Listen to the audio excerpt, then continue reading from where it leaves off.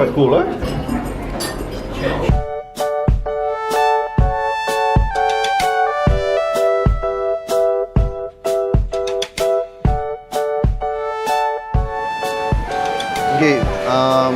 Okay, hi, you're watching Greg's B Eats. Oh my god. Hey, yeah. The guy actually told me about the fact that I dropped the $2 note, which is quite sweet lah. So anyway, we're here at Payoh HDB Hub at Gourmet Paradise Food Court to talk about the last stall selling handmade MUAH CHEE.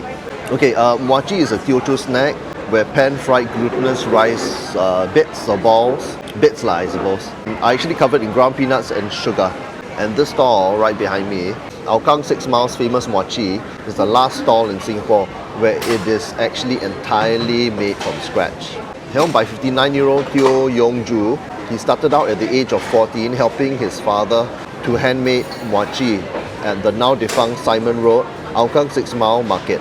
The elder Teo was continuing his family's craft, which he brought over from China when he migrated to Singapore.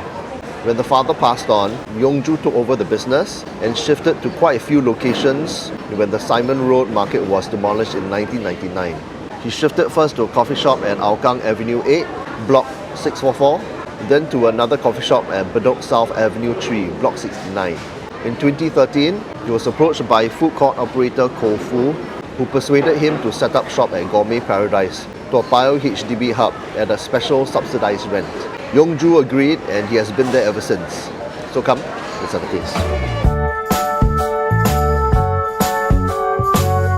Hello, 你好，可以给我3块半啊，黑白啊，3餐啊，谢谢。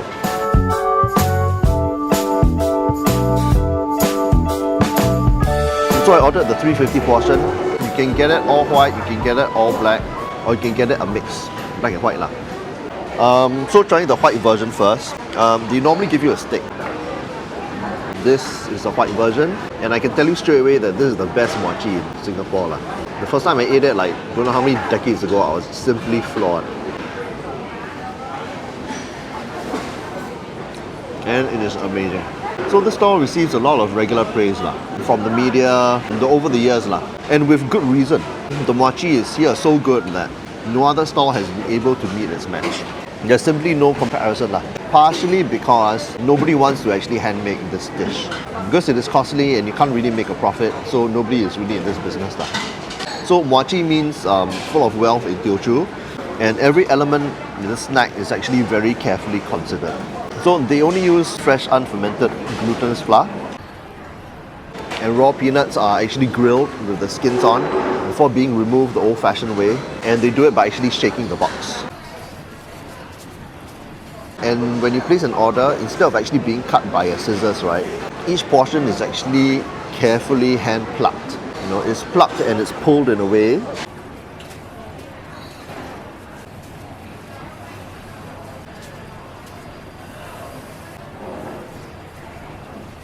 And then it is dipped in fried shallot oil with fried onions inside.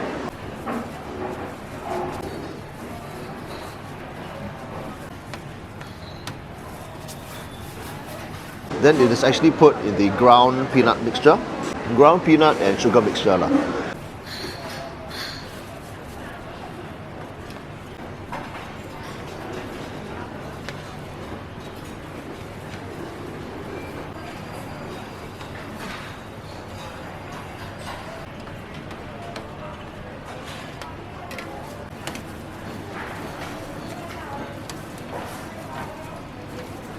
Apparently the stretching of the dough, when you hand pluck it, actually results in MUAH CHEE pieces which have an amazing elastic and gummy texture. So when you eat it, right, amazing lah. If you try ordinary factory made MUAH CHEE, right, you notice that there is a mushiness in the texture, very slight mushiness in the texture, and the dough actually gets stuck in your teeth. Here the dough doesn't really get stuck in your teeth. So let me show you how elastic this thing is, okay? I'm going to put it up to the screen and I'm just going to pull. It's very hard to get this kind of gummy elastic texture in any MUAH CHEE lah. Pull, you pull, you pull, and you pull, and it's like amazing lah.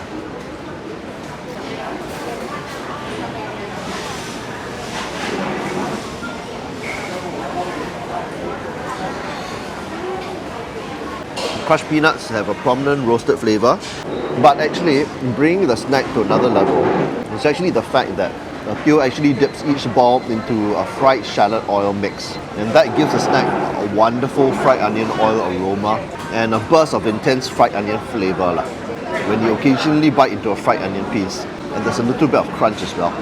The other version they do is a black sesame version, which is this.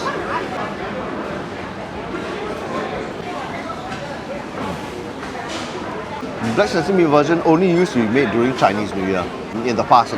People believe that the black colour would actually attract the god of fortune when it was used as a prayer offering. And the black sesame actually adds an additional layer of a nutty aroma and taste, so it's got this dual nut flavour going on. I actually prefer the white version better because it's less complicated. You can actually taste the dough a little bit more on the white version, and the fried onion flavour also comes through more. So the downside of this stall is that because it's handmade, the snack is definitely on the pricier side as compared to other stalls selling factory-made mochi. But that, of course, is the price of it being handmade . Okay, so as I was editing this vlog, I realized that I was raving about this stall, but I was missing a bit of context about the state of mochi in Singapore.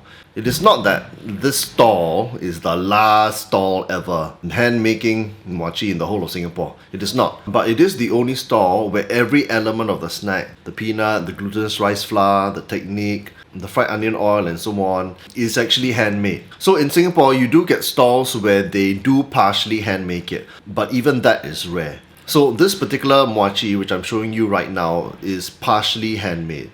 I'm not going to say which stall I bought it at. The glutinous rice flour is made at the stall, but the peanuts and sugar is factory obtained. They cut the flour with a scissors instead of hand pulling it, and they don't use any of the fried onion oil mix. So the final result is not bad actually. The flavour is about 70 or 80% there, and it will probably do if you're looking for a quick fix if you have the craving. So back to the vlog. Okay, done. So that was a short look at Hougang 6 Mile's famous mochi. And would I travel half across Singapore to eat here? A definite yes. I mean the mochi here, because it's handmade and every ingredient is actually made from scratch, it really does make a huge difference. It is really on a different level as compared to the factory made ones. The other thing is that Payoh is also likely to be the last to be hand making this traditional Teochew snack, as his children have expressed no interest to take over the business. Maybe that will change in the future, but you don't know . Plus, I doubt there will be anyone else who will start a handmade mochi business unless people are actually willing to pay more for the snack. I mean, the stall is already on the pricier side, and you notice in user reviews on the internet, that people complain about how expensive it is, and it is not significantly better. I mean, I think it is . So the bottom line is that making handmade mochi, or any small Asian snacks handmade, it is really not profitable to run a business. That is the unfortunate reality of hawker food in Singapore. So enjoy it while it lasts. So thanks for watching another episode of Gregsby Eats, where I eat through the whole of Singapore. If you like this episode, give a like, subscribe, comment below, turn on the notifications bell, and I'll talk to you in the next one. Bye bye.